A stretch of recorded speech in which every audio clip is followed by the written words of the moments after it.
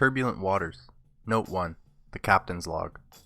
A bunch of my boys brought me quite the peculiar catch today. Some lady with a few screws loose strolled into camp like she owned the place, so of course, as per normal, the men decided to have a little fun with her. They tried to rough her up a bit, see what she had to offer, the usual. My men don't get a chance at a pretty lady very often. More like never. Anyway, they didn't last 5 seconds before she killed 2 of them within the blink of an eye without any hesitation.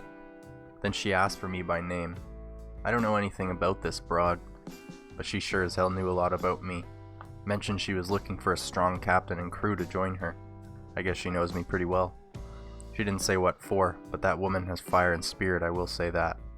I'll have to talk it over with my men. I'm inclined to take this Isabella up on her offer. Note 2. Captain's final log. Isabella hasn't ceased to impress me since her arrival. Whoever this master she continues to mention after every decision may be, they sure know a lot about this island.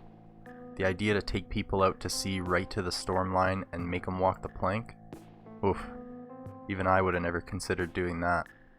But it's done more to keep my crew in line than any beating or exile has in the past.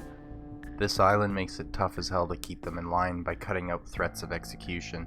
Hell, even a decapitated moron seems to just screw their head right back on and get back to work. A good captain has to be creative. Isabella invited us to the North Shattered Mountain, and is somehow guaranteeing our safety. From all she's said and seen, I really want to believe her. This place is more dangerous than anything back home. Even the crew is tough as mine. Allies are more than necessary. We better get packing. Time to inform the men. Note 3. Salvatore's Whispers of Mutiny. Captain says we ought to join up with Isabella, the sassy broad who cut down Hans and Bosun within an instant. Sure, they came back right quick, but neither of them were stoked to be outed like that. I can't tell if the man is nuts or just terrified. Especially after what followed. Gives me chills just thinking about it. She's quite the looker, I will admit, and fights like 3 men. But something is off about her. I can't quite put my finger on it, but when she was overlooking the men, she had this sinister look.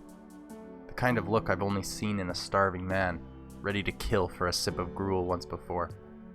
When she stared at me, it felt like I was caught in a vice, pressure that would pop your eyes right out of your sockets, similar to having drank a fifth of the captain's private stock right in front of him. She looked away, and I was released. To hell with this.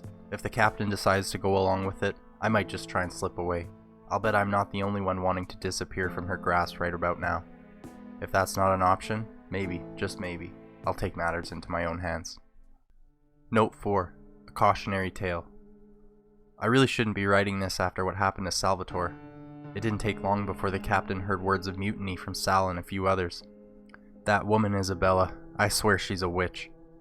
Convinced the captain to stuff them into barrels. I couldn't believe my eyes. Perhaps the most disturbing punishment I've ever witnessed. 5 of them, for God's sake, stuffed into barrels, then hauled out to sea beyond the breaking waves, as far as we could get.